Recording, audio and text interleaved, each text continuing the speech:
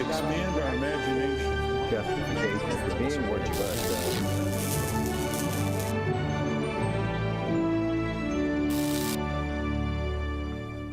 Welcome to Washington Unplugged. I'm John Dickerson. Charlie Rangel couldn't get a deal. The New York congressman faces 13 charges brought yesterday by the House Ethics Committee. His lawyers had been trying to work out something to avoid a trial, but they failed. Negotiations are still ongoing, but so far, no luck. CBS News investigative correspondent Sharyl Attkisson joins me here now with the latest. Sharyl, let's just start with what the 13 charges are. What is Charlie Rangel accused of? They're basic counts that fall into various categories, including failing to disclose proper financial disclosures of income, stocks, rental properties, and so on. Number two, misusing a set of rent-subsidized apartments in New York for campaign offices. And thirdly, a lot of the charges surround alleged improper fundraising that he did for a pet project in his name called the Rangel Center at City College in New York. How much in terms of the improper reporting? I mean, it was a couple of nickels and dimes, or did he get into real money here? The allegations are hundreds of thousands of dollars, if not more. When we reported on that part of it last year, we found that he had failed to report, I believe it was 2 checking accounts worth up to $1 million apiece that he simply had not put in on his financial disclosures at all, and an array of stocks and properties over the years that he went back and corrected in retrospect once this investigation started. So this is not pennies, and a lot of Americans will have a hard time understanding how someone can forget about or leave off hundreds of thousands or millions of dollars in assets on their financial disclosures. A reminder, he was at the time head of the lead tax committee in the House, and these are infractions for which, if ordinary Americans conducted them, they would be in a lot of trouble potentially. So part of the outrage factor is that he should know better. If he's now saying, I simply made mistakes or I relied on somebody else, which is part of his defense, to fill out these forms, a lot of people aren't buying that. They're saying you should know better. Right. Those are the kinds of excuses people use when they don't pay their taxes. Right. Tell us about using his office and this charge that he used the power of his office to get what he wanted. Well, I'll start with his defense, because he acknowledges that he may have improperly used public resources, his staff, congressional franking privileges, in other words, not having to pay personally for postage, and so on. He just says he didn't know better. It was sort of a mistake using congressional stationery, congressional letterhead. The problem is he sent out solicitation letters asking for huge amounts of money from corporations that had business before his committee for his Rangel Center, for his personal charity that he had an interest in. And he used congressional stationery. A lot of people think you're kind of strong-arming the donor when you send out as head of the Ways and Means Tax Committee these requests for massive amounts of money. And according to the documents, he would sometimes send a letter afterwards if the donor said no. The letter would say, I'm extremely disappointed that you couldn't help out. And this, too, on congressional stationery. A couple of quick examples. According to the documents released yesterday, he sent letters to 100 foundations, including the ones for J.P. Morgan, Citibank, Merrill Lynch, Goldman Sachs, Bristol Myers. He asked for $30 million, according to these documents, from Verizon and New York Life. $30 million, that's a huge request for these people. Yeah, wow. So now there wasn't a deal, but there's one still potentially being negotiated in some fashion. But the proceedings are already ongoing. Where are things like? Well, from what we understand, a deal could still be possible, a settlement, and it's been reported today or said by members of the investigative committee that they were looking at, despite these many pages of documentation they have of infractions, a potential reprimand for him, which is the mildest form of punishment that he could get that would have to go to a full House vote. Now that these details have been released, and you can find the charges and Congressman Rangel's answer on our website, now that all of this is out there and it's so specific, and it really looks bad, even if he does have a defense that there's nothing criminal here, I didn't know better, it still looks so bad. I think it's harder for him to escape with a reprimand settlement than it would have been, you know, prior to these charges being read yesterday. That's right. A reprimand, just to remind people, was what Congressman Joe Wilson was reprimanded for yelling out "you lie" Right. During the president's speech in the well of the House. So it's kind of on that order. And as you point out, that's quite small considering what has just been dumped here yesterday. Well, just so people know, there's a general opinion I learned when I worked on Capitol Hill that the House and Senate ethics committees are not terribly aggressive in going after their own. Remember, these are members policing one another. It's uncomfortable. One of them said so in the hearing yesterday. Nobody likes policing another member. This investigation was started when Congressman Rangel defiantly asked for the investigation into himself 2 years ago, and they said they really didn't like the task of doing it. So it's pretty hard to get a strong punishment out of these committees when you consider that they're looking at each other. There have only been 6 expulsions from the House and Senate since the Civil War era. It's pretty hard, despite a lot of criminals that have behaved in Congress over the 150 years that we know of after the Civil War. It's pretty hard to get expelled from Congress, and even if the charges are quite serious. So as a last question, help us out here. If this doesn't go to trial, if Charlie Rangel does try and work out a deal, which his fellow Democrats would really like, they don't want to have this conversation every day from now until the election. How would it have to work in the committee in terms of the votes for him to, if he were to work out a deal, how would the committee handle that? The way they described it yesterday, the process, there's an even number of Democrats and Republicans on this adjudicatory committee, which is separate from the investigators who looked at the charges. A different group of members will look at what the punishment ought to be, and they kind of start from scratch looking at the evidence. They're evenly split. It would take, from what they described, at least one Republican and all the Democrats to agree to some sort of settlement. What Democrats would really want, though, is for all of the Republicans to be on board in a settlement, because otherwise it would kind of look bad. It would look like a partisan type of thing. Right, and I think even the chairman of the committee has said, I want all Republicans. She wants unanimity for this. Right. Okay. Cheryl, thanks so much. Welcome. And now we move on to this week's Flashpoints with National Security Analyst Juan Zarate. And Juan, let's start with where we started the week, but this story won't go away, and it's fascinating, the Wikileaks.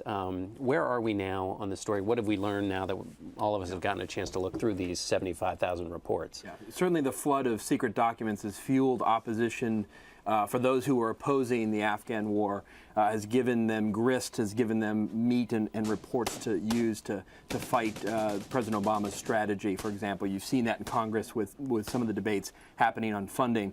But I think what's important, though, you've seen a new debate emerge about the damage assessment.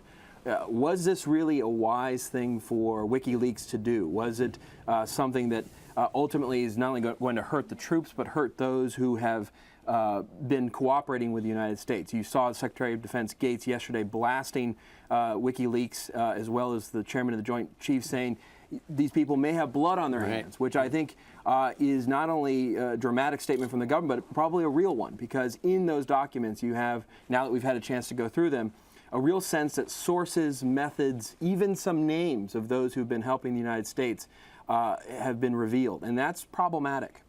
Right, because what we're talking about here is, in terms of those sources that have been helping the United States, I mean, they may even not be helping today, but this is not a culture when you're dealing with the Taliban that forgets. I mean, this is basically a list of people they could go after for helping the coalition forces. That's exactly right. And the Taliban spokesman has already said, if people are U.S. spies, we know how to deal with them. And we know that Al-Qaeda, the Taliban, read the New York Times, they read through documents online. Retribution is very quick. They behead people quickly, hang them for display, put night letters out to scare and intimidate folks. So the reality was, and I said this early in the week, people will die as a result of this, either because they're suspected or otherwise. The Taliban will reach out. And this comes at a critical time when we're trying to build trust with Afghan allies, trust with the Pakistanis. And so I think there's a real legitimate debate here as to whether or not what was done was really damaging to our national security. And just very quickly, because I know we've got other ones, but trust, because if you are in a position to potentially help the Americans, you now have to worry that your name is going to be broadcasted all over the world, potentially. Absolutely right. There are two elements to trust. One is, can the Americans keep secrets? Can I cooperate with the soldier who's coming to me for help, for information? Secondly, are the Americans going to be gone come September 2011? President Obama has talked about that as the beginning of a withdrawal of troops. What does that mean? For an Afghan villager or a Pakistani villager, that strikes as somewhat of a tenuous relationship. All right, let's move now to North Africa. What's happening there? Well, Al-Qaeda in the Islamic Maghreb, the Al-Qaeda branch in North Africa, killed a French hostage. And the French have now declared war on Al-Qaeda. Literally, that's what the French Prime Minister has said. President Sarkozy went out and made a public address to the French public after the death of the hostage. The French are taking this very seriously. They helped the Mauritanians raid an Al-Qaeda site in Mali. They have vowed to help the countries in the region, Mauritania, Mali, Niger, Algeria, to fight against Al-Qaeda. And you've seen Ayman al-Zawahiri, who once said that he wanted this branch of Al-Qaeda to be the bone in the throat of the French, come out and start to criticize the French for things like the banning of the veil, et cetera. So you have a real pitched battle now between the French and the Al-Qaeda branch in North Africa, which is not going to be helpful to the Al-Qaeda folks. And potentially helpful to the U.S. in terms of having the French as a more cooperative ally in the global war against terror, or whatever the administration's calling it these days. Absolutely right. I think the French have always been good partners, have always been helpful, but to have the French being out front aggressively, rhetorically, is actually quite helpful, and it gives other countries like the Spanish some cover to perhaps do more with their North African counterparts. Okay, our third topic, Venezuela and Colombia. The world doesn't get any simpler. Moving to the Western Hemisphere, tensions increasing between Venezuela and Colombia. Colombia again accusing Venezuela of supporting, harboring, helping the FARC guerrillas, the terrorist group that Colombia has been fighting for 20 plus years. Also harboring the Basque terrorist group, ETA. This is something the Spanish have alleged as well. And so this has raised tension. The Venezuelans have cut relations now with Colombia. Hugo Chavez has said that if the U.S. invades Venezuela, because they view the United States being behind this, that Venezuela will stop oil shipments. And so all of this has created a very tense atmosphere at a time when there's a transition of power coming in Colombia.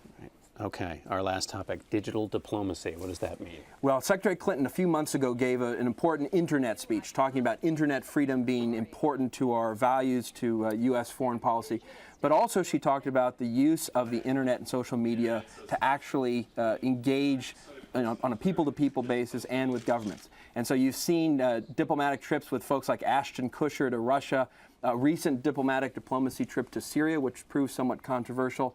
But an attempt by the State Department and some young, really smart guys like Alec Ross and Jared Cohen to use social media to advance U.S. interests. How's it working? I mean, are they connecting, or are they just kind of emitting? Well, it's more than messaging. What they're trying to do is use these tools as tools of diplomacy. Here's some examples. With the Haitian earthquake problems, they used social media and digital media to raise over $3 million very quickly. In Afghanistan, they've moved to mobile banking to avoid some of the corruption issues, and so money is transferred quickly via mobile technology. In Mexico, they're exploring whether or not they can have tip lines that can be anonymous, so people can tip on the drug cartels in ways that might make it more efficient for the government. And so they're trying to find active ways. One criticism is it's a smattering, and it's not big enough. And one criticism I would have is we haven't made a decision as to whether or not we're going to fuel the digital dissent that we see in places like Iran. That decision hasn't been fully made by this administration, and I think it's the one thing that's left to be answered by Secretary Clinton. Okay, good. Well, it'll be a topic for a future Flashpoint. Thanks, Juan. Thanks, John. And finally, Chelsea Clinton is getting married. We know the location, Rhinebeck, New York, and we know the groom, Mark Mesvinsky. But all the other details are being guarded like the nuclear codes. Tomorrow on the early show, they'll be covering the proceedings, and anchor Erica Hill is here to fill us in on the pageantry. Welcome, Erica. Okay, so what do we know? Do we know anything more than those two facts?